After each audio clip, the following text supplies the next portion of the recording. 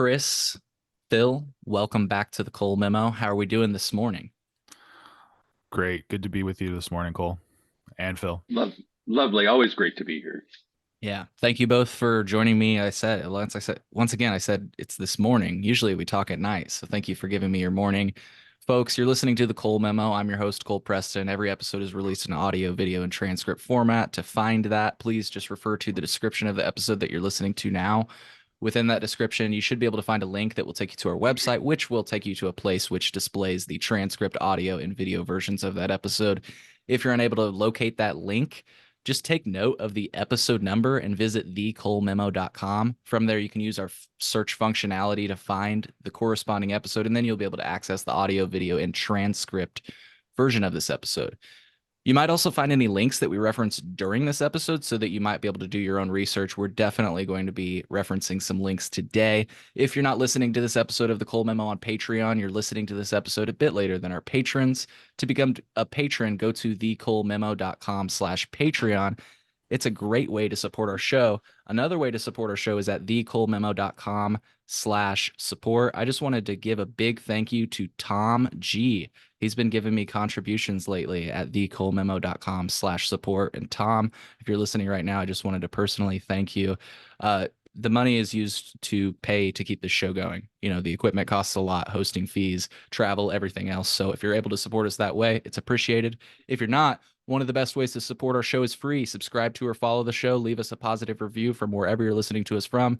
Favorite this episode, give it a thumbs up, leave a comment, or share it with your best friend.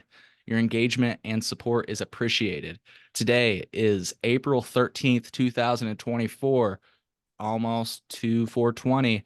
Chris, Phil, once again, I just wanted to welcome you all back. And today, I thought it'd be interesting to talk about a recent press conference that occurred. But before we do that, Chris, why don't you go ahead and reintroduce yourself to our audience? Thanks, Cole. Hey, everybody. My name's Chris Berry. I'm the Chief of Operations for the Illinois Hemp Growers Association, which is a grassroots agricultural organization supporting the hemp industry in Illinois. We've been doing this since 2018, and we've learned a lot, and we're having a lobby day coming up next week, and we are advocating for broad legalization and overall, we just want to emphasize that it's best to be unified on these issues and to not have this infighting between cannabis and hemp. But yeah, anyway, I'm a farmer. I'm a millwright by trade. I work in engineering right now, and yeah, I guess I preface everything I say today by saying I'm not a lawyer, but I do have to deal with contract laws and technical documents all the time. So I've done some deep dives into research papers, legislation, and just in general digging into letters from the DEA, just whatever I could find to kind of support a more reasonable argument for all the issues that we're going to talk about today. And yeah, if you're curious about hemp in Illinois, please visit our website at illinoishga.com. And some of you probably know my wife, Rachel Berry, who's the CEO of the Illinois Hemp Growers Association. She is currently speaking at NOCO today. So it's great to be out and be doing this at the same time. And yeah, just really happy to be here and to share everything I can share with your audience here, Cole. Absolutely. Absolutely. Yeah. And thank you for joining us. And, that's what I always say about your group is that you are fighting for what I would call actual legalization. I've been told lately that I need to stop saying that we failed at legalizing because the lawmakers don't like to hear that. I don't know how else to characterize what we've done if criminalization continues in the state of Illinois. You say cannabis is legal, but people still go to jail for a variety of reasons. What am I supposed to say? Yeah, and even when they say things like there's no criminalization. It's like, yeah, it's technically correct. However, there's massive fines that could come down on you for, stupid little simple things that you might think are totally harmless, but in the in Illinois state law, you've done something, you've chosen to practice an unlicensed practice or Right. whatever it is, and that can get you in some serious trouble. And it can be as simple as, maybe you tried some edibles and you didn't really like them, so you want to sell them to somebody because they're freaking expensive, and if you attempt to sell that to somebody, you may be in trouble. You're just trying to get rid of this, $20 worth of gummies or whatever that you didn't really like.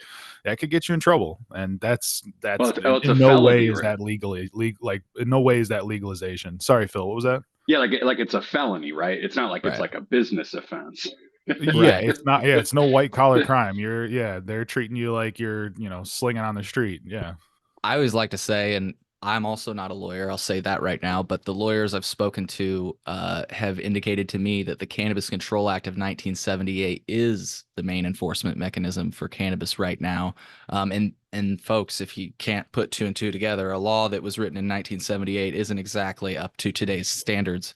Um, it is what created the graduated set of penalties that we were all familiar with before legalization, and this is important to acknowledge, we're all still exposed to after legalization. And that's kind of my point, just going into all of this, is that criminalization is alive and well. And in fact, if you'd like to read or hear stories about victims of the continued criminalization that I've spoken to, I'm also going to start gathering stories and kind of putting them on a blotter sort of display. You can go to thecolememo.com/is it legal, because I'm always asking, is it legal? Anyways, today we'll be talking about kind of another layer of that, and maybe just some quick background, Chris, before we get into this, in case somebody's been living under a rock.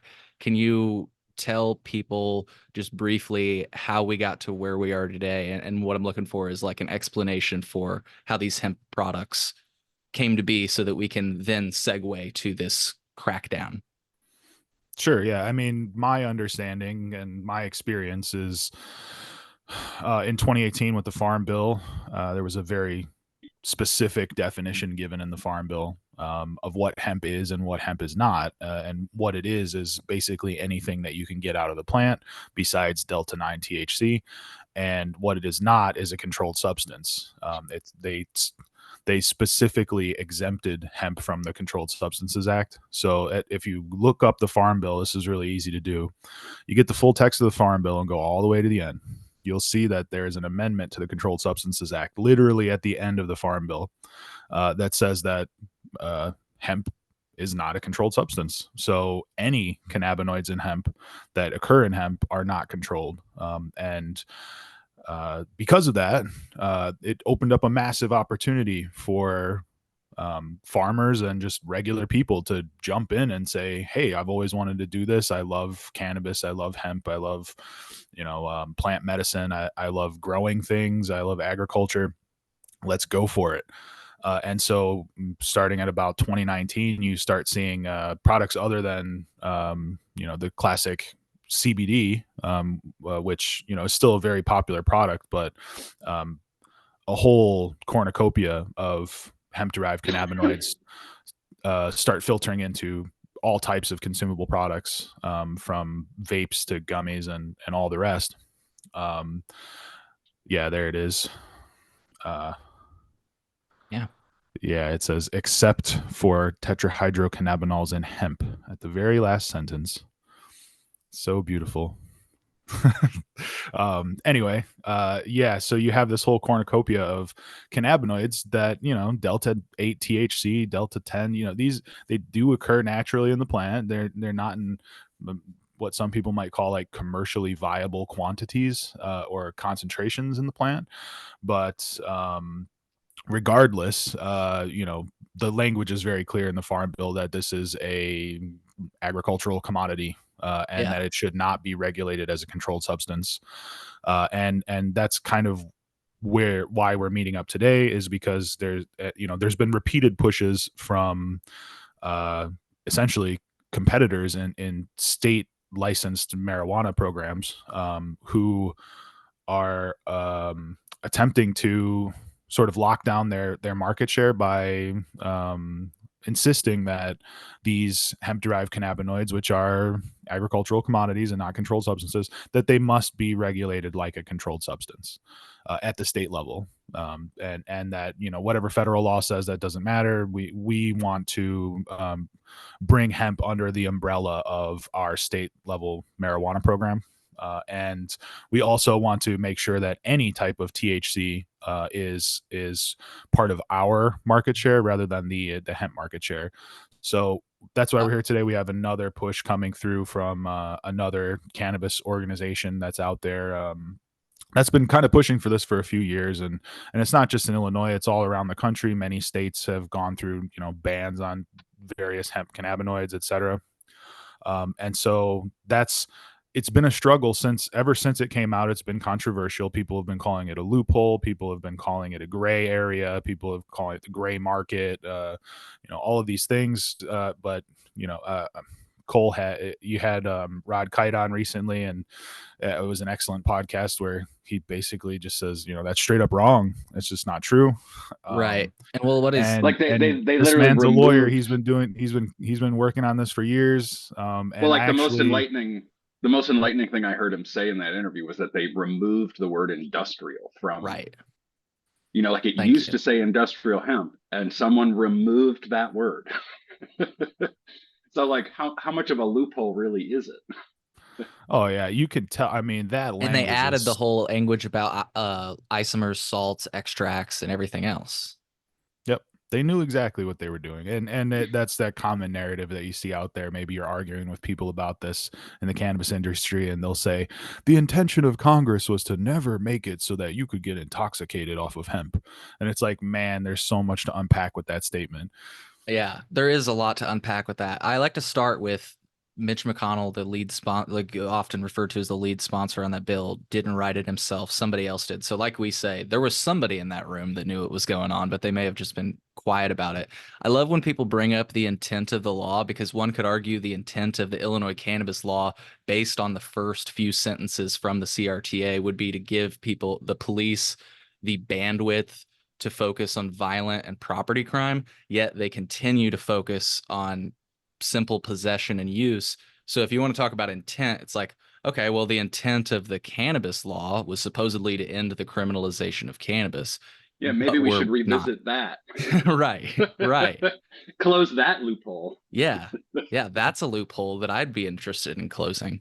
So Close the loophole where like police can just randomly arrest you for having a sealed eighth in your glove box. Like, yeah, you which know? you can read about at thecolememo.com/is it legal. That actually happened.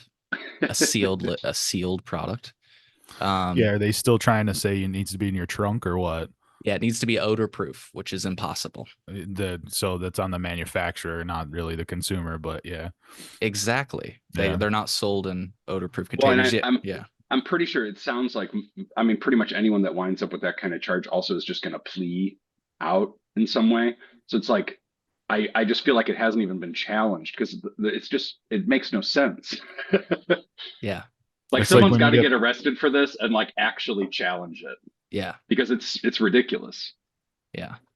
Yeah. If I had the freaking money, I would love to do it. But anyways, so yeah, I think that's a pretty good summary of how we got to where we are today. Thank you, Phil, for bringing up that, you know, industrial, because that's part of this argument that, you know, this was never, you know, it goes into the idea of this was never the intent, and this is the industrial hemp app. Do you consume industrial you know, no. Industrial was dropped in the 2018 version of the Farm Bill. Industrial was only present, I guess, in the 2014 language, from what Rod Kite told us in episode 76. The other thing I just wanted to say to you, Chris, just to like add to what you said they want to control any version of THC. I would even take it a step further. They want to control all intoxicating cannabinoids, they say. You can have CBD. It's not fun. yeah, the like yeah, you hit it on the head there. They're essentially trying to monopolize what they call intoxication, right? Intoxication, it's always intoxication is always mentioned. Um, Right. they might even add more onto it, like Safety is always mentioned too. Not to cut off yeah, your point about intoxication, but it like they go hand in hand. It's all about safety and people getting intoxicated. That's what they on the face. I think it's good to start this whole conversation on its face is about safety. But if you just like peel the sticker off a little bit, you realize it's like, oh, this says limited licensing behind it. yes, So yeah, definitely. But just focusing on that intoxicating word for a minute there, yeah, the word intoxicant is always used but never really defined. So, and it's not really possible to define it. If you right. want to look at legal definitions, again, I'm not a lawyer, but it's you're not going to have an easy time making a legal argument saying someone is intoxicated off of cannabinoids. Right. That's been a issue for the longest time, even before state level marijuana programs came into effect. If someone gets pulled over and they appear to be high, there's really no test for that. So to prove cannabis intoxication, it just doesn't really exist. To So prove intoxication really is, so you know, intoxicating doesn't seem to be enough anymore. So now they say things like dangerous synthetic right. THC intoxicants. Yeah. And that's like conservative political commentators saying things like woke, radical, leftist, socialist. Like they're just trying to stack as many scary words on top of each other as they can to like elicit some kind of reaction. But yeah, the word That intoxicating it's not the right word to use, and they're still using it. In the end, I think it's going to crash into a brick wall if that's part of your, the one of the main points of your argument is that people are getting intoxicated. yeah, it was like the main part of that press conference was all this fear mongering around intoxication and like even like that guy from the I have to bring him up because it just drove me so crazy. That guy from the Dr. medical Friedman. cannabis working group. Yeah, yeah, yeah. He's a doctor and he's up there telling some bullshit story about some 40 milligram cupcake that two of his friends split and were still high 2 days later. Like that's a lie. He's lying. That doesn't happen. No one is high for 48 hours on 20 milligrams of Delta 8. Well, I think the That's point he was insane. trying to make was that you don't know how many milligrams are actually in it, and that it said 40 milligrams and they split it two ways, but maybe it Even was if they ate, 400 or even maybe it if it was was 4,000. 400, they still wouldn't be high 2 days later. Yeah, I agree with you on that one. And also what I want to say about that story that was brought up, and I'm glad you brought it up, was two guys hanging out during the Super Bowl. Hey, let's try something new. Let's go down to that corner shop. Let's have some fun. Get a little crazy. And yeah, they got what maybe they did get way more high than they intended to. But this is, it's not a convincing story to use to push for a ban. It's a great story about personal freedom. These guys were in the mood to do something out of the ordinary, and that's what they got. And that there's nothing wrong with that. There's no impact on their long-term health or anything like that. They just have this wild story now. That's personal freedom. That's great. That is a great story. I love that story. It is not a good story to push for banning anything. No, what? Yeah, it's just. I mean, how are we ever going to get things like mushrooms legalized if that's the standard for something that shouldn't be out in the wild? It's like, like some people are going to take too much and freak out. Like you just got to deal with it. Yeah. Yeah. Well said. Very well And yeah, said. But and yeah, that's that just. definitely a recurring theme, is children and just people in general are getting a hold of these things and taking way too much, and then they say they'll take it a step beyond that, which that may be the case. People are dosing up more than they probably should, especially if they're first timers. But I mean, they'll people are experienced drinkers, and they still will wind up on their knees throwing up outside of a bar. Yeah. Looks like yeah, every weekend. Yeah. children was mentioned 11 times during this press conference. Kids was mentioned 8 times.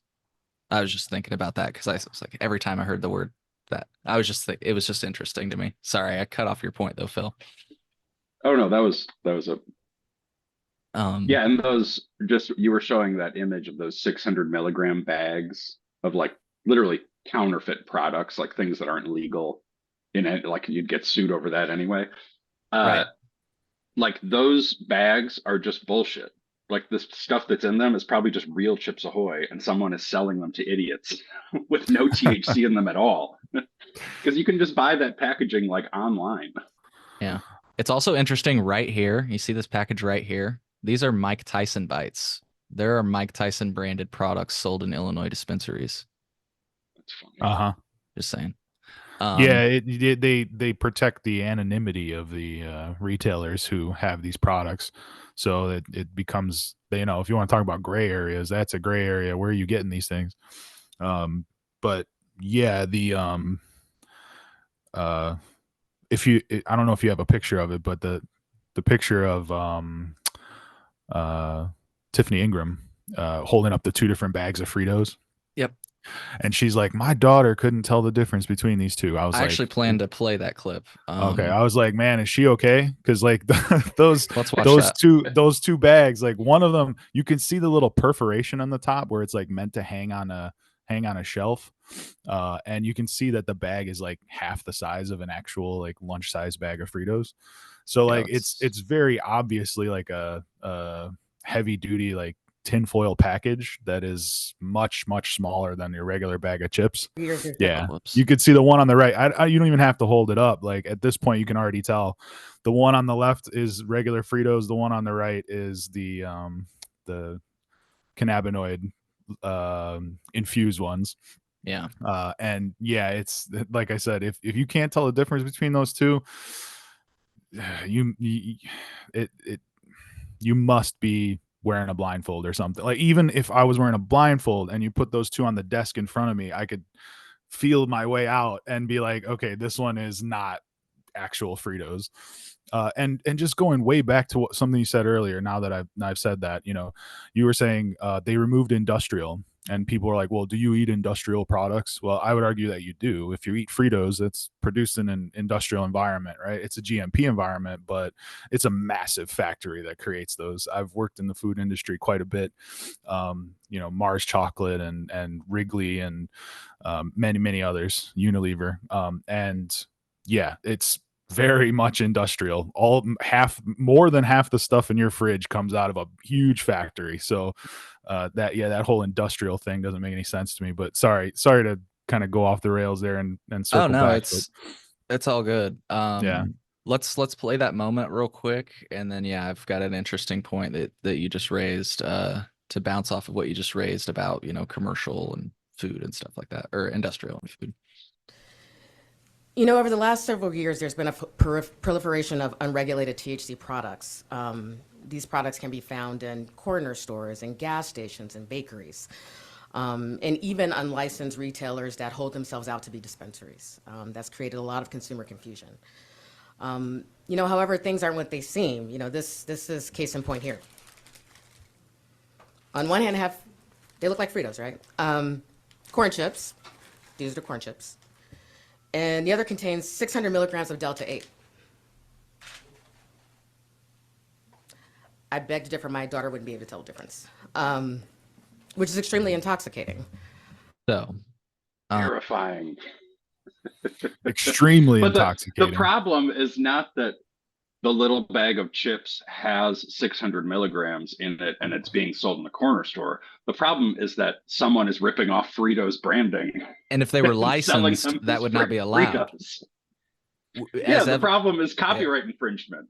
right. There is And no public health danger here. I just wanted to say, to your point of copyright infringement, I apologize for jumping in the middle there. Chicago Sun-Times reported that Skittles maker Mars Wrigley was suing people a few years ago for infringing on, you know, calling their products Skittles. And in fact, it looks like some of the products that were on display are some of the ones they were targeting. Here's from the article. I'll show there were Skittles packaging just like this that were being on that desk. And here's, you know, Mars. This was from a federal lawsuit from Mars. So again, if they were licensed, I don't think these products would be allowed on the shelves because of copyright infringement and everything you have to go through as a licensed company. Let me just say before we go any further, my girlfriend works in a smoke shop. People get really upset when they go in there and the cookies bags aren't available so that they can't stuff their weed into the cookies bags and then sell it to people. It's not illegal to sell packaging. Right. from what I understand. Or at least it's really hard to enforce somebody just selling plastic with stickers on it, basically. So this is like a issue that I think you can only really wrangle if you keep it above board. If you push people under, they can do this. There's nothing stopping them from doing this, for lack of better words. So, um, this next point, I think, will open us up to an interesting discussion that I don't know has really been discussed in the media often, Chris, and I wanted to give you the opportunity. There's a study that's referred to, although not directly cited, as I think you pointed out to me before we went on air. And you've gone through the study, so maybe we can talk about it a little bit. Let's check out this clip. Dispensaries can sell. Researchers have similar products found that there were, well over the legal limits of THC in the hemp products as dictated by federal law and contain things like heavy metals and lead. This is why Illinois needs to push pause on these products. And So, what's the study you think she's referring to? Because I don't believe she directly cited it. Yeah, as far as the part she was mentioning about THC levels being over the federal limit. Yeah. I'd love to know all of the studies that she's looking at. I'd be happy to review every single one. But the one that I found recently, and I think probably is informing a lot of the rhetoric that she's got here, is the one you've pulled up here by Jennifer Bash. Public safety risk of hemp products sold at unlicensed retailers. So right in the name there, you can see that the agenda begins to be pushed. Unlicensed retailers, right? So these retailers do have a business license. When people say unlicensed, what they mean is, or unregulated, or what's the Or when other they one? say untaxed. Yeah, untaxed and untested is another one that they use. But when they say those things, it's spin, right? What they don't mean it's actually there's zero regulation or zero, any sort of applicable law to these people. What they mean is it's just not subject to the same regulations in the marijuana industry. So the first thing that I did was I read this paper all the way through, and then I was like, let's count how many times the author says unlicensed, untaxed, or untested in this paper. It's a 4-page paper. There's not a whole lot of text here. They mention unlicensed, untaxed, or untested 41 times in the 4 pages of that paper. So like they're definitely pushing an agenda there. And if you would just bring up that paper again, there's it's something extremely, that just piqued my interest right away. It sounded like bullshit, essentially. If you go up to the very top where the author starts off saying children were hospitalized in serious and critical condition. Yes. So it's a quote. Here it is. We're hospitalized and Yes. serious. Yeah. Serious and critical condition, right? So critical condition. It's a very specific phrase that you use when you're evaluating someone's medical condition in a hospital. So critical condition means it's an unstable state resulting from severe illness or injury where the patient's vital signs and other symptoms indicate a significant risk of death. Okay? So no one was anywhere close to death from the incident that she's mentioning in that source, number one. And if you actually go to that source, nowhere in that source does it say serious or critical condition. I will say, So I'm trying to find it right now. There is a news report, and this doesn't necessarily put down what you're saying, but there is one news report that I do remember using because I used it in Cannabis Industry Billionaire Part 2. Is a news reporter saying two in critical. So he says that, but that doesn't but give her not in the source right. That's used by the author here. Thank you. So that article, I did download it and make sure that I have the full text of that article, and nowhere in there. What it does say is the child was very paranoid and delusional or something like that. Like it was like, okay, they were just scared, they took too much, right? Right. But it's not anywhere near critical condition, right? Critical condition means they got the crash cart nearby. Like this is not So it's like, all right, very first paragraph of this paper, in the beginning, in the introduction, you're already bending the truth. You're already choosing to emphasize certain things that sort of exaggerate the seriousness of the situation. And again, it's really bad academic practice to write a paper about cannabis or hemp and not mention that you have a conflict of interest because you serve on the advisory board of Cresco. So even though you may not be paid, you may hold stock. You may hold stock in other cannabis companies. I'm not suggesting, I haven't investigated any of that, but I would say that any scientist worth anything will straight up say in the paper, which there's no disclaimer in that paper, that they'll say, I am a member, or I'm a board member for a licensed cannabis company or a marijuana company, like that you're supposed to mention that. So anyway, I went through the whole paper, counted all the instances of sort of this weasel language that's used. The paper itself, the key point of the paper is, yeah, they found some products that they didn't test, or that didn't test for exactly the milligrams that they expected per serving. But also, if you look at the methodology in that paper, basically what they were doing was taking a 10 milligram sample of the object that they were testing. So they break off 0.01 grams of an edible and then tested it. Right. So they're not testing the whole edible. So like that methodology seems to me like you're kind of flirting with inaccuracy at that point, right? And even after that, they talk about there are many reasons why it could be inaccurate, including a lack of full emulsification or whatever, full cohesiveness, or what do they call it, like homogenization of the product itself. Like, yeah, so you broke off like a tiny little crumb of a cookie and then tested that, and then you said, oh, the milligrams aren't accurate. And sometimes it's more, sometimes it's less, sometimes they can't detect anything at all. And it's like, well, shit, you can't detect anything at all. You literally broke a crumb off of it. Like anyway. Furthermore, at the end of that paper, it says, at the beginning of the paper, it says, the goal of this paper is to inform law enforcement and legislators and the public about the dangers and what to do. And then at the end of the paper, it says, none of this is validated and should be used for informational purposes only. Yeah. So there's, if you look at the sources, there are no other like, there's no scientific sources here. It's literally just quoting news articles and legislation. So like it's not, and this, if this is an example of the type of studies that uh in the recent press conference that we were watching, that they're using these as sort of their rallying cry, saying these products aren't safe, or they don't test as what they say on the label.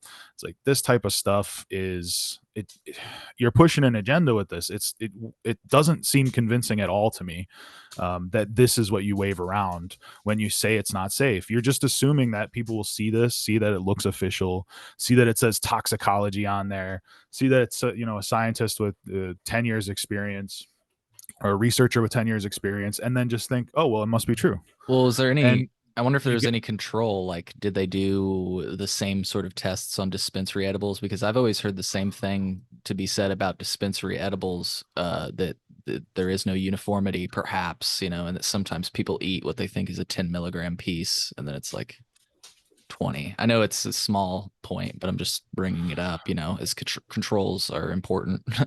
no, they did the same thing that they did in the press conference. They grabbed a bunch of products from some dispensaries in Chicago, because that's where they're located, and they said, we left them anonymous, we didn't say where we bought them. We just labeled them with a number, to maintain anonymity of the retailer.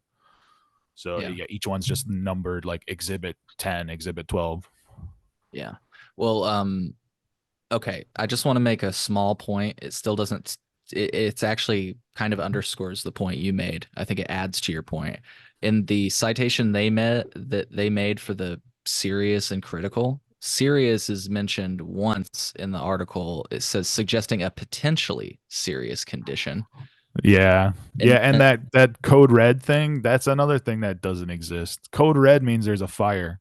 oh, It doesn't mean that someone's dying or that it's related to their health condition. Code red. Like yeah. it's just not a thing.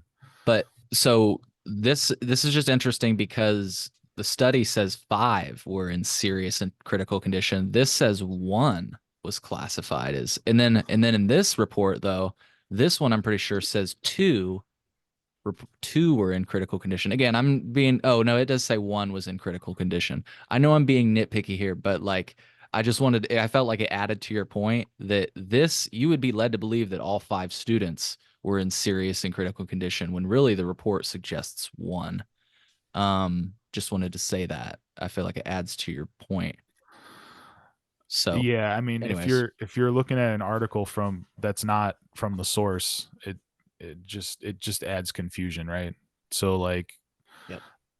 in the article that's sourced, there's no mention of that. It may be the author read that other article and said, well, this is just, this is just going on. Maybe they sourced the wrong source. But again, that just shows that like a lack of rigor as far as academic practice or, scientific accuracy there. It Yeah. just, and it's irresponsible because people take that and run with it. Right. And it's like, it Well, I we mean, can't be using. they were up there just fear mongering in general. Like there was the instance she was talking about, like Delta 8. I don't remember. I think it was Tiffany Ingram was talking about Delta 8. And during the questions, someone asked like if the licensed cannabis companies sell Delta 8. And the guy behind her, I don't know who he was, but he just shook his head. And it's like, Right. well, that's a lie. They do sell Delta 8. Why are Right. you like fear mongering around Delta 8? Yeah, I again, great point, Phil. You brought up something that I noticed as well, and Can we play that moment real quick? yeah, sure. Cool. All right, let's watch that moment. It would be the Department of Agriculture. What makes regulating Delta 8 different than regulating cannabis the way that it is right now under state law? So the person just asked, what makes regulating Delta 8 different than regulating cannabis right now at the state law? So under state law, currently there is no regulation because they're operating under an unregulated space, right? It's just a virtue of the name, like the product that's created, right? So that's what we're trying to get our arms around. Does the recreational industry also sell Delta 8 The person just asked, does the recreational industry also sell Delta 8 or or similar products? products? I think I don't know quite how to answer that, but I do understand there's a lot of cross pollination in these spaces because the What does that cannabis mean? industry is an extremely hard business to be in. I mean, it's still not federally legal. Taxes, especially in Illinois, are extremely high. So there are lots of operators, not necessarily in Illinois, that may be operating in both spaces to make ends meet until things change across the country. I just want to say that the first place I ever tried Delta 8 was in an Illinois dispensary from Curaleaf, which is a member of Cannabis Business Association of Illinois.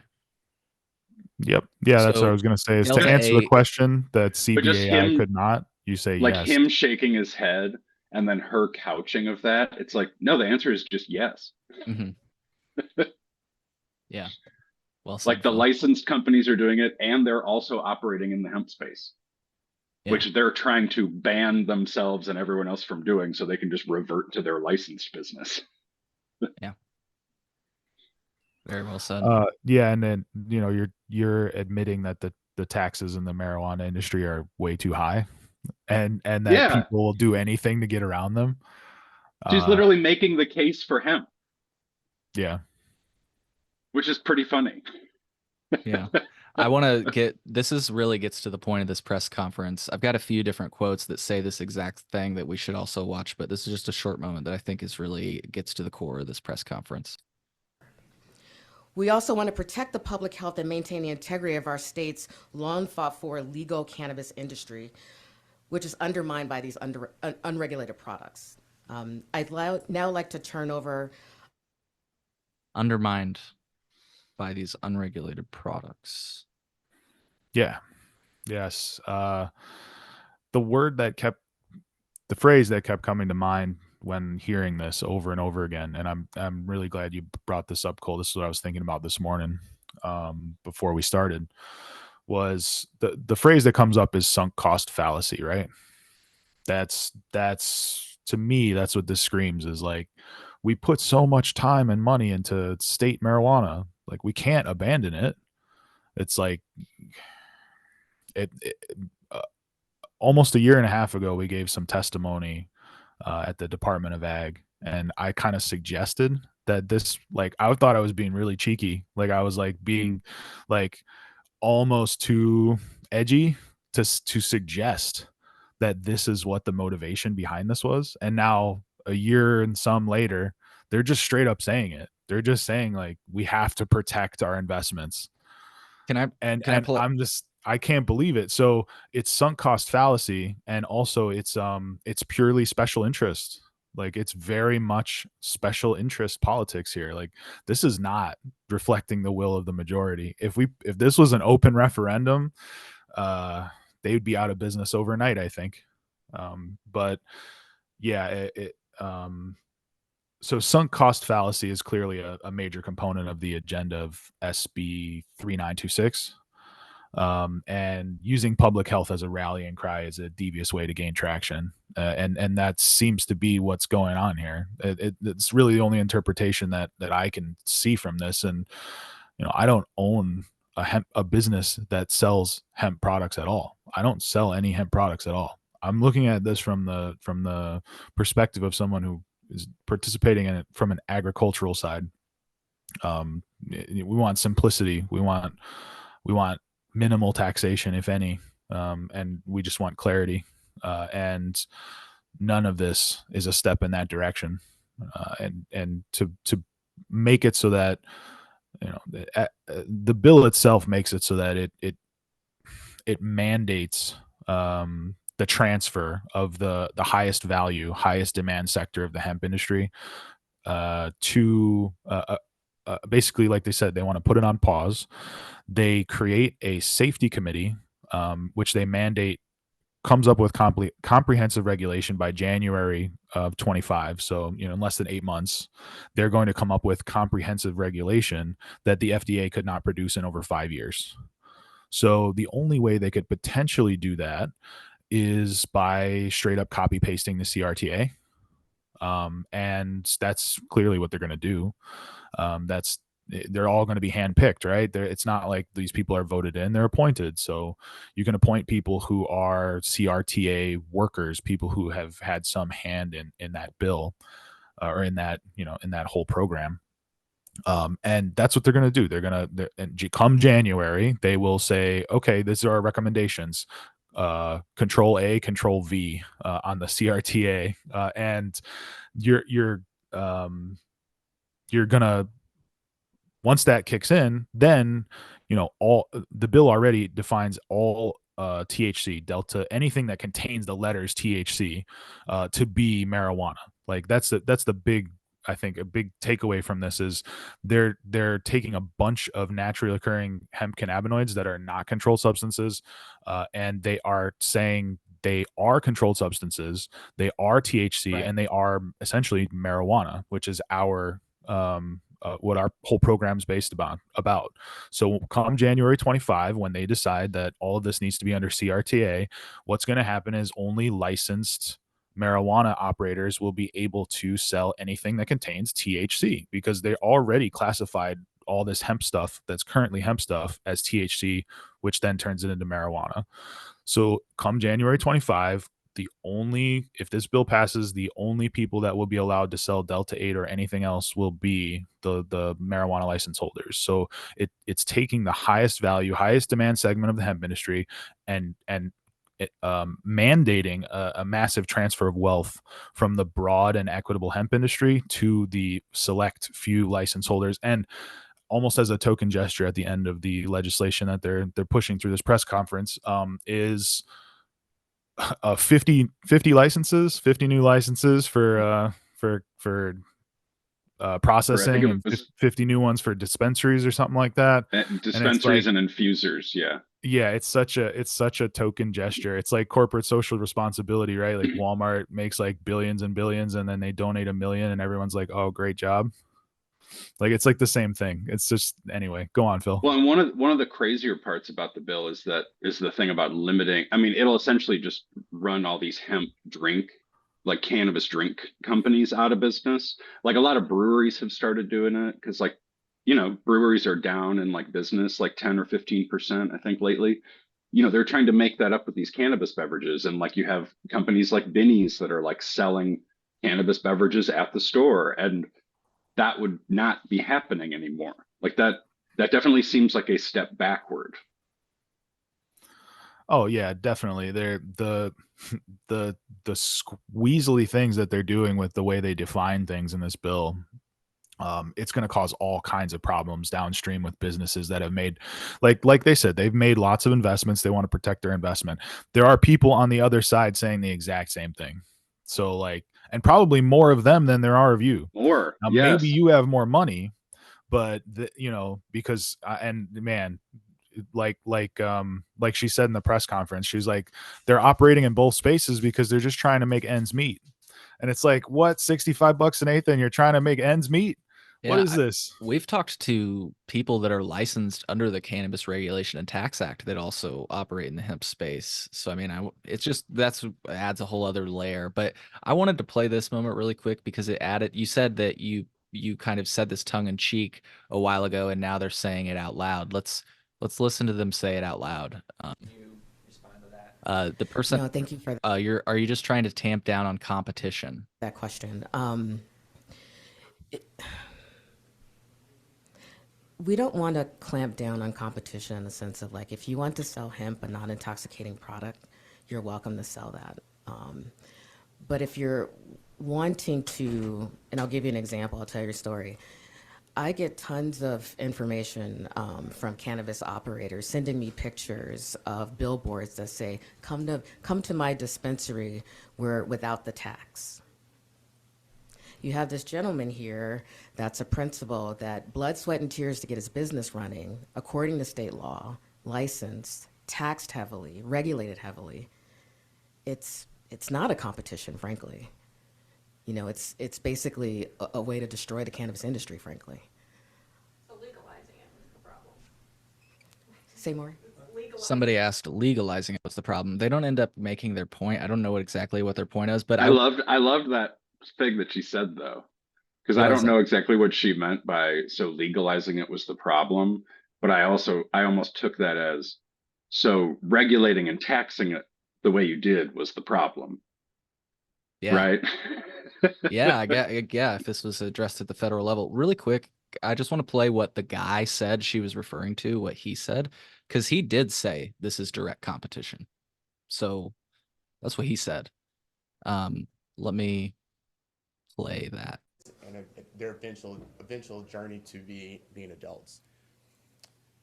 One thing I do want to mention is my family, along with other talented people in the community, we went through a rigorous process to obtain our license to be a regulated state dispensary. In doing so, we spent thousands and thousands of dollars, a lot of time, and in doing so, we maintained the compliance to work with the state to make sure that the right products are on the right shelves. It is deeply disheartening and frankly a betrayal by the state to allow these shops to pop up and call themselves dispensaries. In fact, my shop is in direct competition with some of these shops that are allowed to sell synthesized THC intoxicated products, which are just as intoxicated as the products that we sell, but half the price, and unfortunately, without any type of compliance. So yeah, he Okay, says, so go I feel ahead. bad for the guy, and like kudos to anyone for trying to get into the industry at the time. But it just reminds me, I read this article the other day, and I think you've had this guy on before, Cole, Stephen Philpott. Yep. So he's just saying, quoted in this article from Southside Weekly, somebody said, "What's your background? Why didn't you apply for a dispensary license?" Philpott said. But as soon as I read the application, I was like, "Oh, this is a hoax," because the price of applying alone was a barrier. It's like I'm sorry you couldn't see that this was going to be fucked for you from the get-go and that now you're really getting screwed over, but like that's not hemp's problem. That's your and the state's problem. And maybe you should sue them for all the money you've lost or whatever. Yeah, I mean, and that whole idea, this, I may not play these clips, but just if you're looking at my transcript, which I'll have linked in the podcast description, look up the phrase playing field, because a lot of people say there's an unlevel playing field. I want a level playing field. It would seem that a level playing field is hemp, especially with what they're talking about with all these, they're talking about the fact that they're dealing with the uneven part. They're like acknowledging it, but they're like not wanting. Anyways, I'm getting lost in this thought. One of the things that, going back to the original quote from the press conference, what she was saying was, we don't want to clamp down on competition in the sense that if you want to sell hemp, a non-intoxicating product, you're welcome to sell that. So it's like it reminds me of the original Ford cars. They said the customer can have any color they want as long as it's black. And that's exactly, like, that reminds me so much of what she said there, was like, you can sell all the hemp you want as long as it's CBD. And consumers are not going to go for it. I don't think, like, once you take things away, like, ultimately I feel like that's what's happening here, is like, we're reducing consumer choice, we're reducing free market competition, we're reducing the quality by doing all of that. And a lot of what I do is related to quality in many ways, and that's what happens when you kill competition. It's like we have the high prices, but without the competition, you're still not getting good quality. And I think everybody would agree that the selection's not great and quality's not great, and the only way to make that better is competition. And it, like I said previously, it's just a step in the wrong direction. Well, and accessibility isn't great. And the state hasn't done anything about delivery or like really increasing access for downstate. And the fact that you can order hemp products through the mail, like there are people that can't leave their house. There are people that don't have cars. You're just you're just screwing over people who don't have more options, Yeah. Yeah, and a person like that, maybe I would say home grow is right for you. But if you can't get a medical card for whatever reason, maybe you can't afford it, or you just you don't want to register your name on some list or something, which is totally within your rights. If you tried to grow one plant at your house from seed to harvest under the SB 3926 that they're pushing through this press conference, you could be fined $10,000 a day for doing that. So if say you wanted to grow one plant in your house and you didn't have a license, but what you were doing was taking pictures and sharing them on like a private Facebook group or whatever social media that you share with your friends. You're sharing these pictures every day of the growth cycle of your plant, and by day 120, you're harvesting, and all of those pictures could be used as evidence against you to fine you $10,000 a day for 120 days of $1.2 million for growing one plant at your house. 3926 SB 3926 does like legally codify that as a possibility. And Is there, so there's go stuff ahead. about seeds in here? The from seed to harvest. So I'd have to find this. Okay, here it is. It codifies a $10,000 per day fine for anyone who cultivates, processes, distributes, sells, or offers for sale cannabis, You want to cannabis share your infused screen if you product, can? cannabis concentrates, or cannabis flower without being licensed under this act. Well, yeah. I am not going to share So my wait, screen. All good. All good. so it's almost like, because now it's, I mean, they at least say that it's like a fine if it's less than 5 plants. But this is actually adding additional criminal penalties potentially to someone who's just growing a couple plants at home. It's $10,000 a day for unlicensed cultivation That's in crazy. all regards. So, okay. Some people say, in fact, that Southside Weekly article even said, kind of pairs Cannabis Business Association with being anti-home grow. It kind of adds to that, I feel, a little bit. Yeah, that's But what you insane. can do if you want to find that in the bill, Cole, you can go to the bill and the full text of the bill and just search for the occurrences of 10,000. So if you type 10,000, you'll find it. Okay. I am looking it up, people. Let's show you how you can do this. Senate Bill 3926, sorry. That's right. We're doing a control F of 10,000. Here we go. A fine of up to 10,000 for the third violation. This is something else, maybe. There's 3 occurrences. Anybody who Yeah. cultivates, processes, distributes, sells, or offers for sale cannabis, cannabis-infused products, cannabis concentrates, or cannabis flower. Yeah, that sounds Without being pretty licensed under open-ended. the act. Each day a person engages in unlicensed practice in violation of the provision of this section constitutes a separate offense. That's where the $1.2 million comes from a 120-day grow. Yes. Look at all these So, people they give discretion to. CBAI is advocating recriminalizing home grow Well, it's more not than it what already they would is, say, and I and your mentioned this penalty will before. be paid to IDFPR. Yeah, that's what I mentioned before. It's technically not criminalized. It's just a huge fine. Man, that's pretty Whenever good. a person is That's convicted of an unlicensed activity under this act, it shall be the duty of the clerk of the court, which bunch of interesting stuff. People look this up. Senate Bill 3926, sponsored by Lightford, who I didn't see their face at the press conference. It may have been a busy day, and I know it was in the morning. I wanted to just play a moment here because I've never heard the cannabis industry described this way. This is interesting. Phil, listen to the words this individual says. By establishing comprehensive regulations, we are not only protecting consumers, but also create a level playing field for businesses to compete in a fair and transparent market. It is a matter of public safety. Have you ever heard the Illinois cannabis market, a fair and transparent market? transparent. Literally the ownership information in the state is confidential. How are you going to call it transparent? Thank you. I knew you'd clam onto those words. I mean, I wonder if they know what they're talking about, or if they just say these platitudes just thinking like no one's going to really question them. Yeah.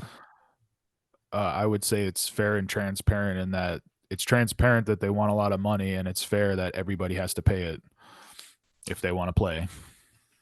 Yeah. Yeah. It's so let's just, because there was mention of that $10,000. It was a very short moment at the very end of the conference. I just want to cover that moment because it's interesting. That not only you pointed it out, but a reporter had spotted it as well. Benefits of, artificial or synthetic cannabinoids. We just don't know. Oh, by the way, that's it that's does that. But then it also says, hey, and folks will say, hey, this is a ban, right? They'll say, oh, you're just, you want everything for yourself. That's not the case. We're saying that let smart people like this gentleman here study to see what may be the benefits of, artificial or synthetic cannabinoids. We just don't know. And so we're like, right now we're just saying, hey, you can just get this. So I see in the bill there's a $10,000 civil penalty for each offense. Correct. That, though, as we know, means nothing if there's not actually going to be more people, going into these places. Do you think that is the responsibility supposed to fall on local law enforcement? This will be the last question. I'm getting serious. No, go ahead. Well, is the responsibility supposed to fall on local law enforcement, or is the Department of Agriculture supposed to hire a bunch of new enforcement teams? So she asks if it was too quiet. Does enforcement fall on in agriculture? Does local law enforcement, like does Department of Ag need to get new agents? That type of question. In case you didn't hear it. You clearly understand state state processes. So it's an and, right? So it empowers local law enforcement to be able to look into these things, right? Because it's really at the local level that you're seeing a lot of this stuff. But also the Department of Agriculture has the opportunity with the regulatory authority to actually go in. Right now they don't. They can't go in. Like they can go in. So, Yeah, I think it's interesting that they're saying that they need to go in, because you're deleting the industry. Like if this passes tomorrow, everything has to be ripped off the shelf. So there would be nothing for enforcement to enforce. And then after that, it goes to the hands of the marijuana operators. So like they're already in there, right? So this is another problem I have with the bill in general is it doesn't seem like it's cohesive. It seems like it's sort of a mishmash, and that if you follow one part of the bill, the other part of the bill doesn't make any sense anymore. And so there's a good example of this at the end of it, actually, where they go to amend the Industrial Hemp Act. That's the current Illinois law. And they refer, because they're doing squirrely things with the definition of hemp and THC.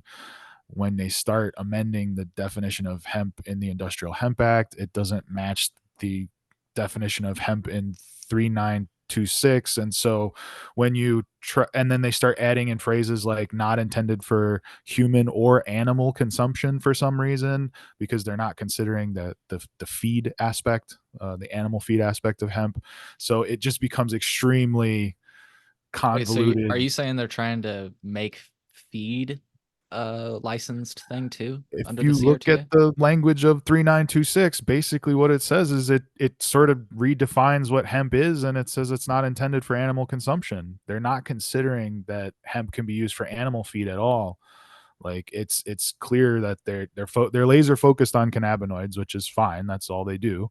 But this is why the IHGAs exist, is to look at this from a sort of different point of view, and say, let's make something that makes sense for everybody. Hemp is not just this cannabinoid thing, and we have a pretty strong backing from the federal government on this. And yeah,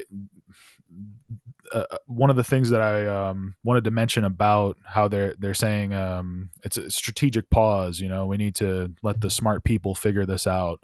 So it's been over 5 years since this started, and really technically hemp research started in 2014 with the 2014 Farm Bill. And a lack of research is on cannabinoid consumption of all kinds is like it's long-standing, it's well-known, and it's ubiquitous across both hemp and cannabis industries. So to say that we just don't know, that never stopped them from pushing state level marijuana laws into place, right? That they did that even though the jury's still out, like the official jury's still out. If you ask the FDA, is cannabis safe, they'll say, well, we can't, it's not doesn't fit our framework at the time, so it could potentially be unsafe. And that's what they'll say. That's what they say about everything that's not GRAS. If it's if it's being added to the variety of things that humans consume, and it's not GRAS, they say Generally this may be recognized as potential. safe. Yes, if they say if it's not GRAS, they'll say this may potentially be unsafe. And then journalists and politicians and scientists take that and they run with it, and they say it's dangerous, it's synthetic, it's intoxicating, it's killing kids, it's putting people in critical condition in the hospital. And then they go and they quote the FDA, and all the FDA says is it may potentially be unsafe. We need a grass is grass campaign. And that's what's interesting is that that's kind of like there was a lot of different reasons that the legalization movement started, but one of them was that cannabis is not dangerous, and one might say generally recognized as safe, although not formally, I guess. Well, certain aspects of the plant are GRAS, the seed part, and just recently they've and the hemp seed oil as well. Anything that comes from the seed, pretty much. But they just approved the meal, the cake that comes off. Like when you press hemp seed to get all the oil out, you're left with this like thick, dense cake of like green matter, and you can take that and mill it like flour. And it was just approved to be added to the feed of laying hens, in an up to 20% concentration of whatever animal feed. So like 20% of all animal feed, and FDA approved this. FDA CVM, I think, is the So we're like gonna be saying you can't, only cannabis licensed people can promulgate, for lack of I better words, that as it's weed. written right now. Yes, that's what that's what it seems like at It the just end of doesn't that even seem bill. like they would be in that business either, like calling Southern Illinois farmers like, "Hey, y'all need some feed?" Like, yeah, you know, like it just doesn't seem like their businesses are like angled to supply that demand, even the demand of consumers, let alone Phil, where you, uh, No, well, I was just gonna say, yeah, because it's like they're barely even cannabis companies. They're license acquisition companies, you know, and they just function on acquiring these limited licenses and then protecting that market. yeah. And I just have to say, you know, I have to bring this up. It's an old report I produced, but we have to remind ourselves like that the attitude inside of the government, you know, for in our cannabis regulation oversight office is that if the federal government closes the loophole, that not this is a quote 95% of our problems go away, end quote. Uh, Aaron Johnson mentioned that right now local law enforcement is reluctant to do anything due to hemp's federal legality. Aaron mentioned they would be reaching out to the attorney general's office to see if there's, quote, anything they can do, end quote. Right now, there's not anything that they can do, like she said. But this bill, once again, the reason I played that, and if I could just say the quote, Tiffany Chapel Ingram said, "This empowers local law enforcement to look into these things because it's really at the local level that you're seeing a lot of this stuff. But also, the Department of Agriculture has the opportunity with the regulatory authority to actually go in. Right now, they can't go in." Doesn't it just seem weird too that the CROO is even like expressing opinions about hemp? Like, why does the CROO have an agenda? Shouldn't she just be regulating cannabis? And it just makes They're me also extremely pushing uncomfortable. for Well, it just makes me uncomfortable too because Tiffany Chapel Ingram used to work as the deputy cannabis regulation oversight officer. right. So it's like you have this, you know, you have this fireside chat between the two of them, and it's like, why are you guys like, why is the business advocacy group like colluding with the cannabis regulators office about hemp? It just seems not clean. Yeah, and the this one is not like it goes. Another thing that we haven't mentioned here. Last time we talked about this, we talked about bills from LaShawn Ford, um, and this one goes way further than that. Like I think somewhere in there in the press conference, they were quoted as saying, we respect LaShawn Ford's work, but we feel like his legislation didn't go far enough. Right. And the one that they've got now is much, much more restrictive. And I think another clever thing that they did with it was they didn't mention taxes at all. It's just implied in the background that like all of this revenue will be shifted to the state level marijuana program where all of these products will be taxed at 20% or whatever, the same rates for flower, concentrate, etc. But nowhere in the bill is taxation mentioned at all, because they sort of shift that responsibility of figuring it out to the committee for a couple of months, and then they come back with, well, whatever the committee said, that's what we have to do. So that's yeah, it's this is a much more, I would say, devious effort in general. LaShawn Ford, at least, like, he put it out there trying to sort of meet in the middle and get those taxes. But yeah, this one is just like, shut it down, stop it, 100% transfer of wealth. Well, and those And two bills are like this classic, like we were saying, it's like the license caps versus no license caps thing. They want to bring this all under the license cap structure. LaShawn Ford's bill didn't have caps, right? And It was that's what they allowing anyone to mean. kind of get a hemp license. I don't mean to speak for them, but I think that's what they mean when they say it doesn't go far enough, because they talk about all the money you have to put in to make the dispensary and all the regulations you have to comply with. And if you just give this head shop a license, well, what the hell, man? I think that's what they mean by it doesn't go far enough. At yeah, least, no, to start. yeah, so that's what I was going to say was, the cannabis regulation oversight, that they just want to run the same program they have, and expand. Like that's really all they're looking for, is just an expansion of their budget, expansion of their ability to enforce, and expansion of their sort of bubble of influence over what they would consider, intoxicating products in the state.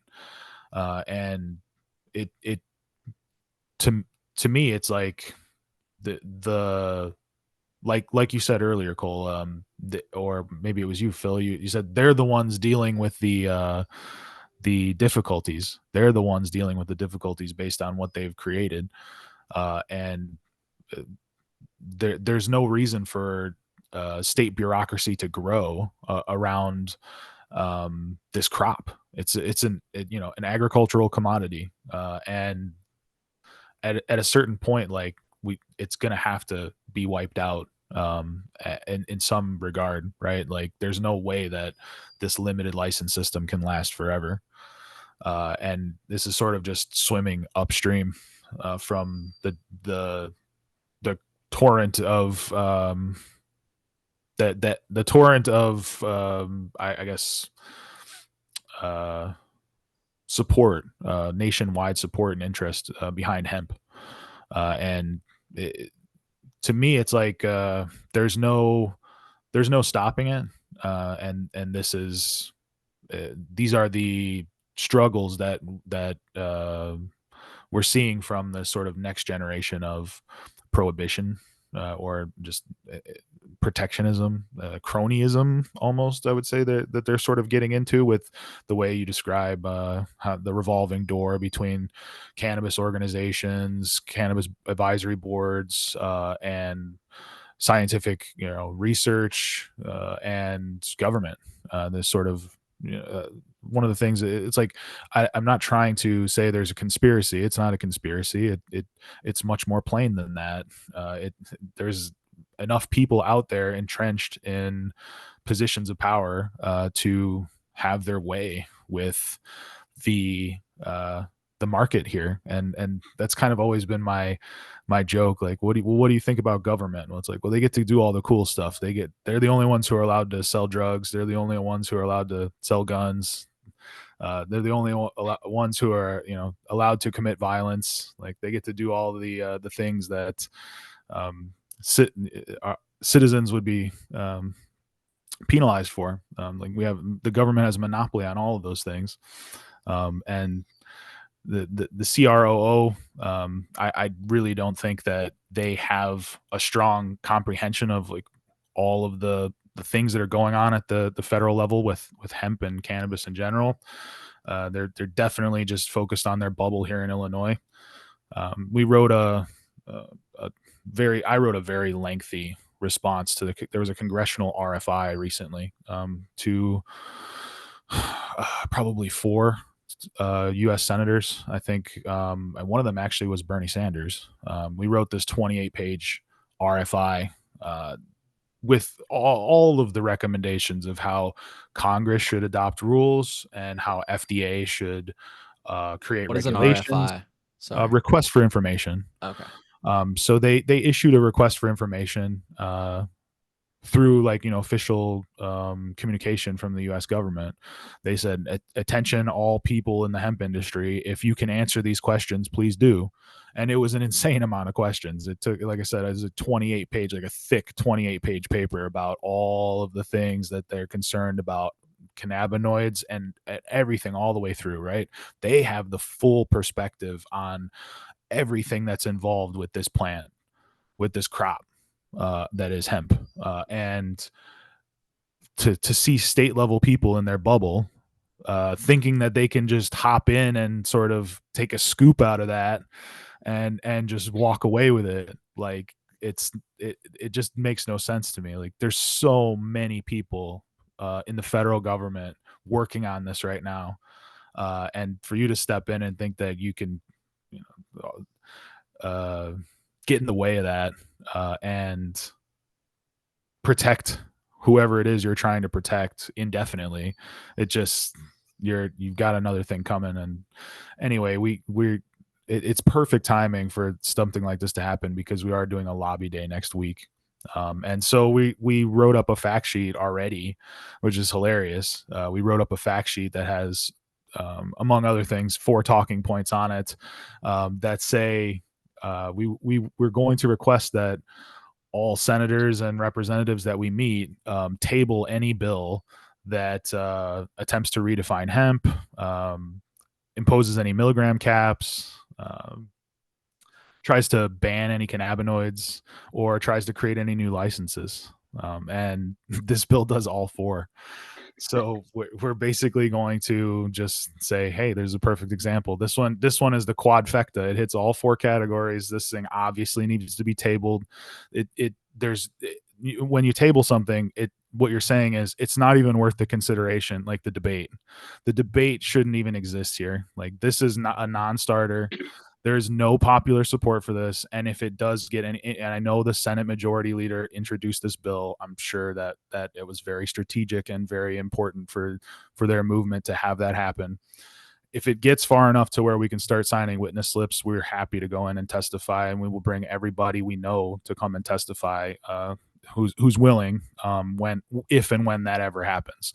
I don't think it will. I think this needs to be tabled, and I think it's, we're going to meet with many agricultural committee members, both in the House Ag Committee and the Senate Ag Committee, next week on Wednesday, and we're going to give them this fact sheet.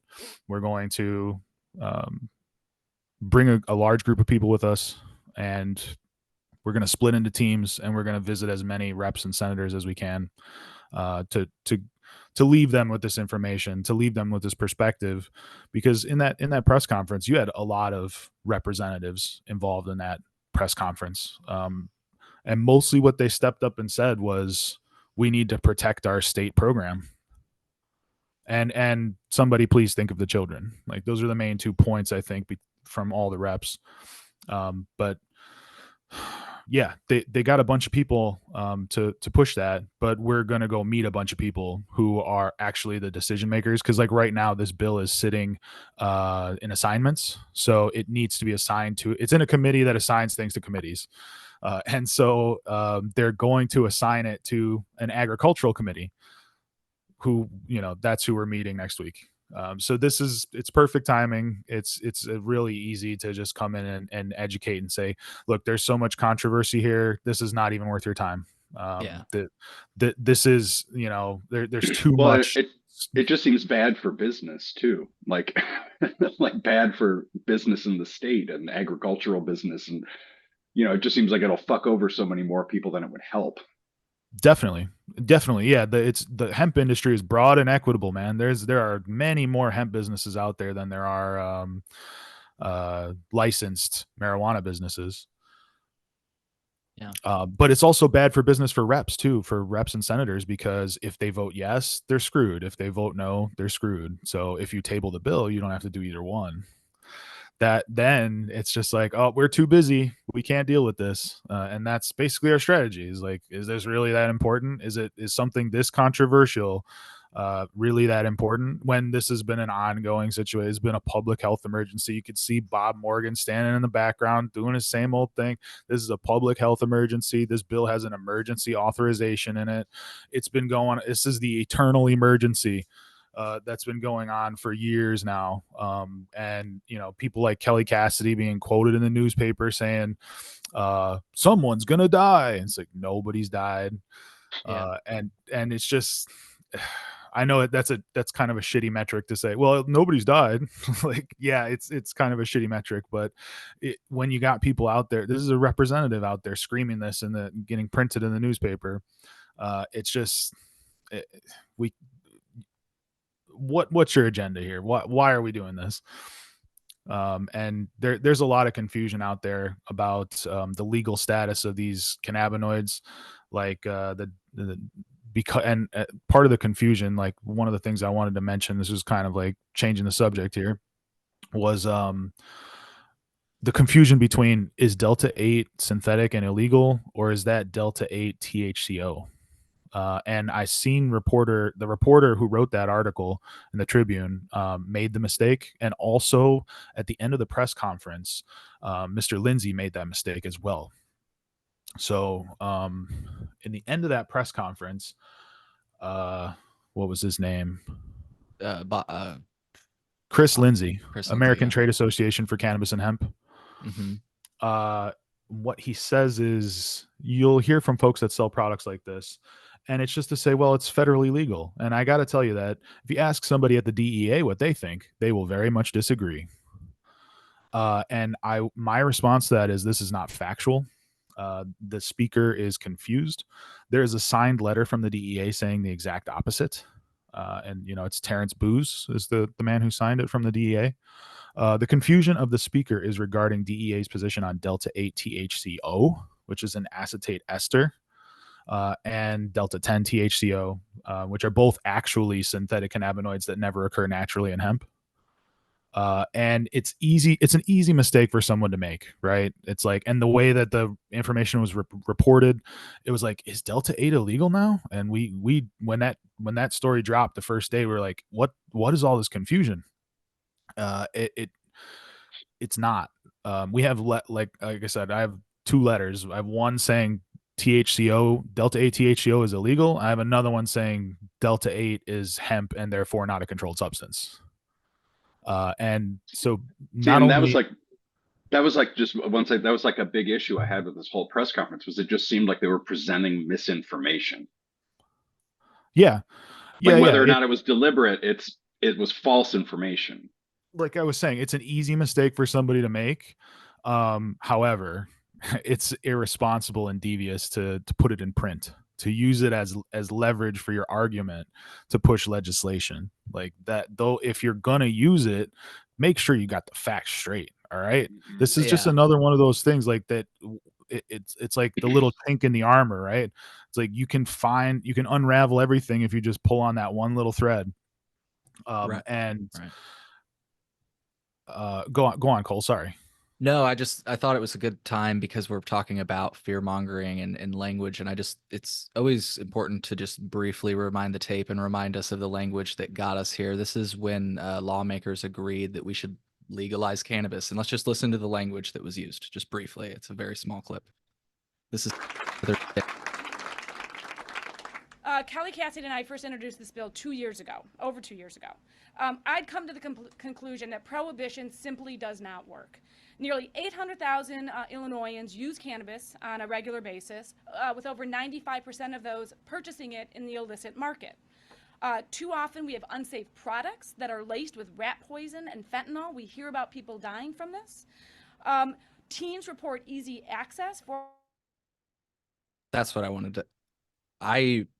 Before legalization, I really never heard of cannabis laced with rat poison and fentanyl. So like from the very beginning, we've kind of been a little bit dishonest, I think.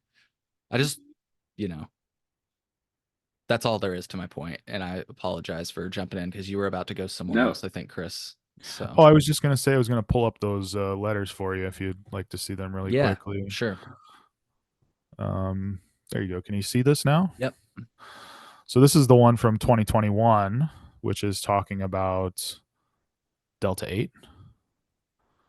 And you can see it's signed by Terrence Booz. And this is the one that's talking about how Delta 8 is compliant hemp.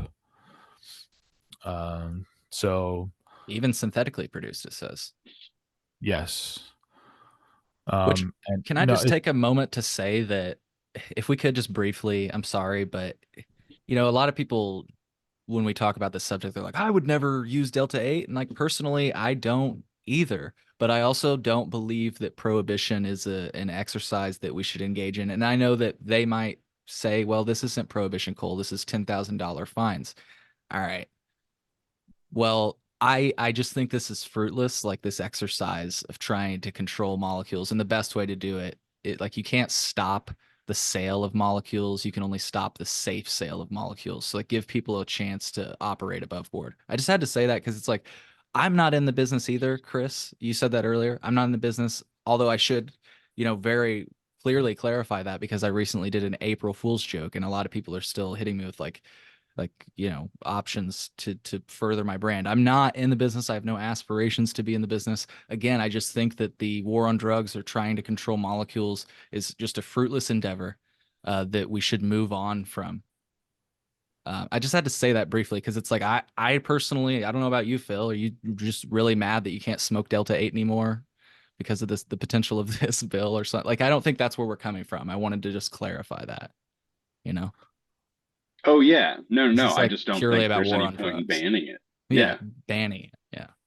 So I know some people, especially middle aged and getting older, who prefer Delta 8 because it just doesn't hit them the same way as Delta 9 does. Like a lot of people say, "Oh, I'll smoke something with THCA or from the or well, or some. dispensary," and or like THCV is like a popular new one.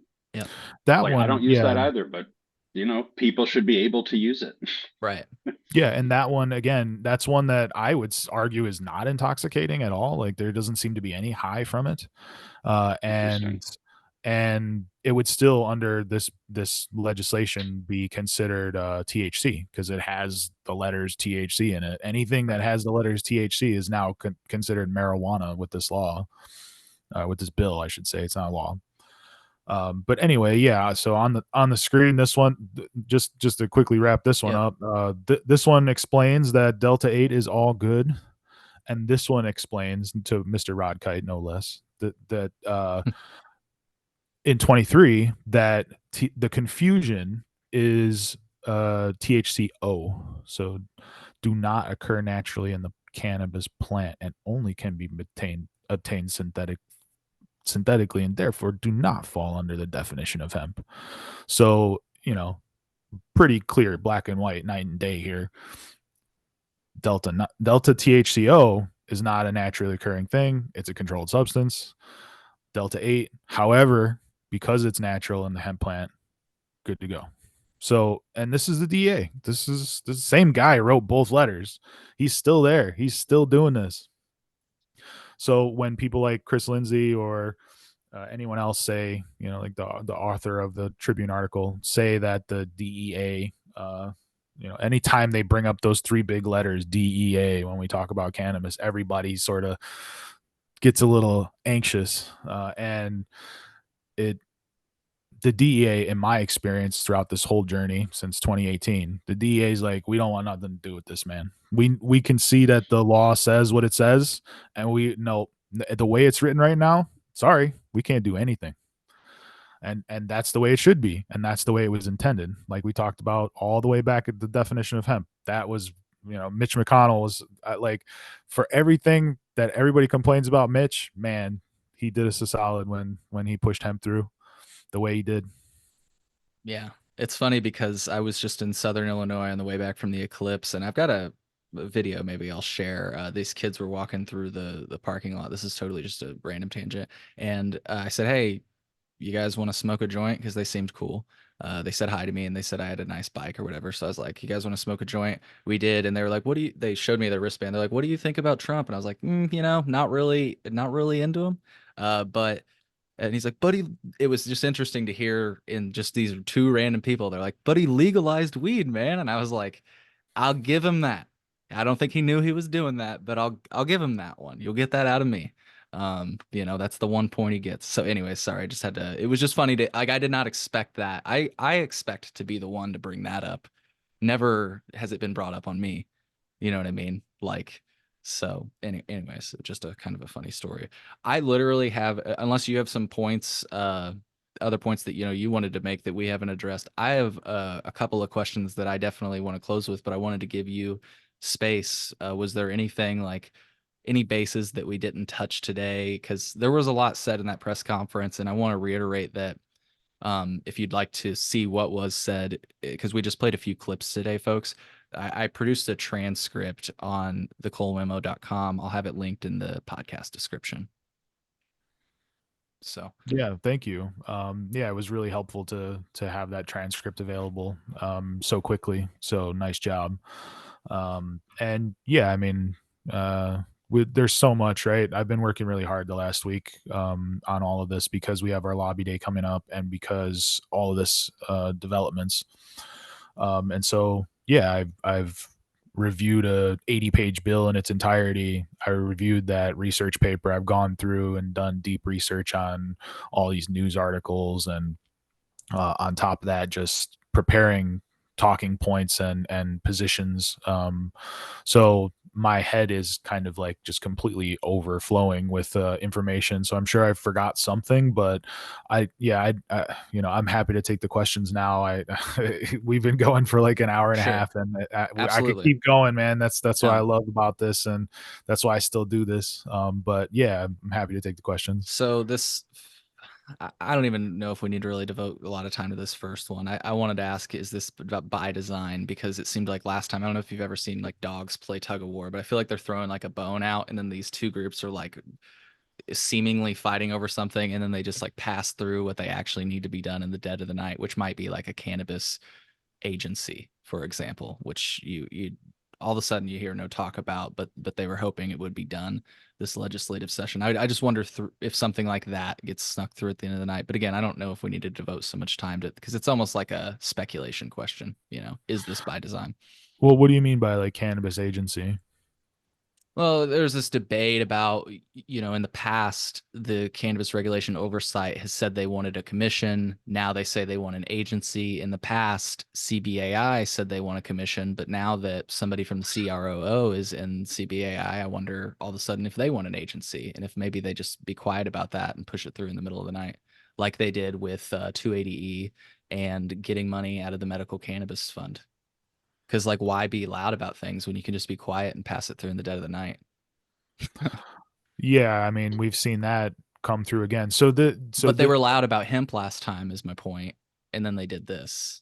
So you get everybody to like, whoa, and then you just do what you actually want.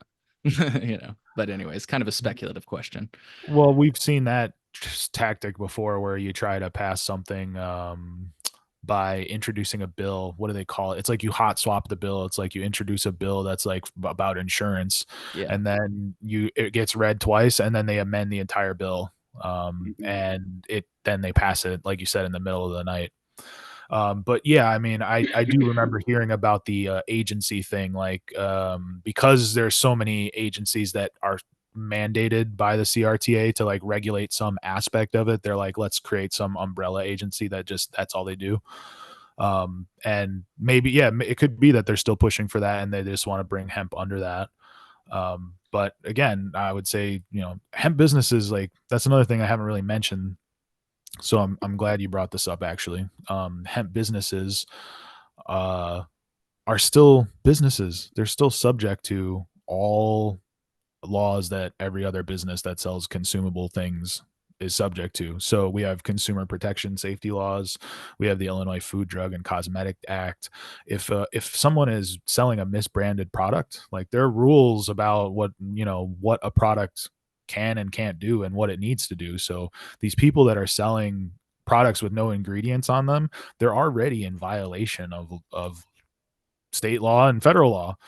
And there are civil and criminal penalties in these on the books acts. Many of them have been on the books for the what is it, the consumer protection safety laws have been around for at least 50 years. And misbranded products can still get you in trouble, even if they are hemp or whatever, anything. It's a product that you're selling to people. Like it's not like you can say like, oh, this is something new. Like it's in a bag next to everything else that's been all subject to the same laws. It's like you're a registered business. You're selling things to people. If it's misbranded, you're in trouble. Like that's a real thing that already exists. We don't need a new agency to be snuck in to just grow bureaucracy and soak up tax dollars. Like this is there's no reason for that. Yeah. Yeah. And I guess my last question is, it kind of, I like to ask this. I've been asking it um, to the advocacy groups, but I don't know if I've ever asked it to you. This issue is clearly not going away. It's been on their legislative priorities for the last, I guess, 4 or 5 sessions now. I think it's getting up to that point. Like since we legalized it, they're like hemp has got to go. Just about roughly. Um, yeah, I don't know. Maybe there's not much to it, and maybe the strategy is always the same, but I always just like to ask, this isn't going away.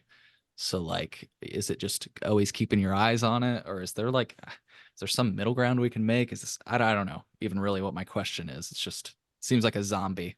you shoot it and it gets back up, you know? Yeah. Well, the question is, how do you deal with it, right? Like, how do you exist?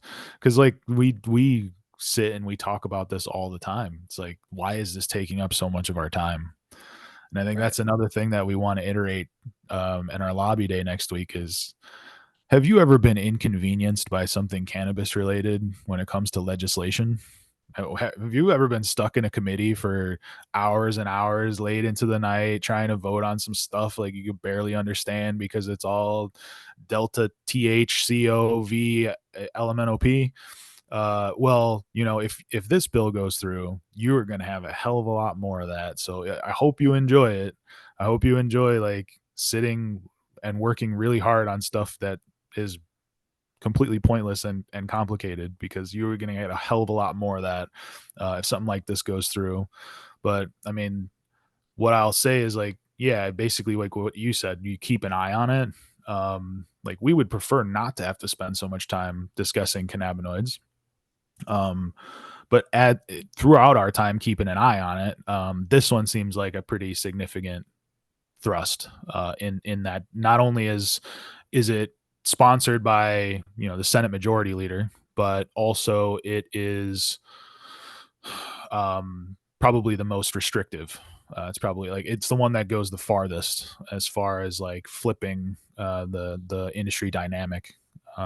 And what the overall strategy, maybe you're right, maybe it's bring out something extreme and then kind of back down and compromise with some amendments, or back down and compromise with something new coming out of the house, or something separate coming out of the Senate. But all I can say is, you know, it's based for doing this for years, like we've managed to time it out pretty damn good. We timed it out to where like this bill came out this week, and literally the following week we are in the Capitol discussing exactly things like this. So that's how we deal with it, is we just sort of you get used to it, and you just figure, okay, I'm going to be committing some time to it. Let's plan out when's the best time. Yeah. Well, cool. Well, Phil, you got anything before we go? Cool. All right. Well, I just want to thank you both for all of your time this morning. It's Wednesday, right? Because I'm going to drop this episode right away. So, folks, if you're able, Wednesday the 17th is your lobby day, right, Chris? That's right. Yeah, I guess if you're able to support, I'm sure we can link a call to action or some information in the podcast to join.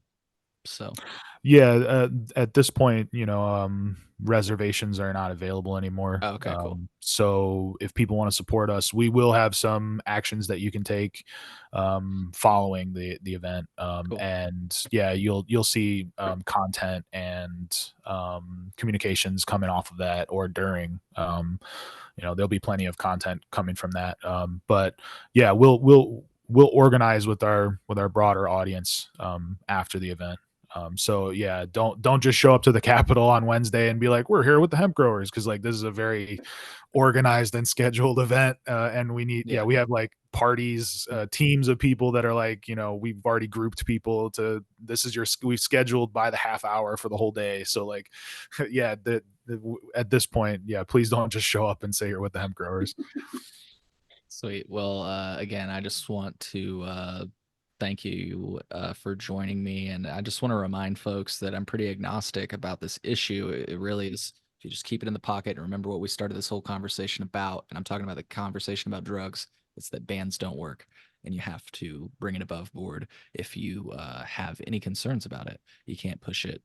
You just can't push it into the shadows, because then you will never have your concerns you just can't make any conclusions based off of things that are in the shadows. So on that note, folks, thank you for tuning in. If you're still listening, thank you so much. And we'll see you on the next episode of the Cole Memo. Take care.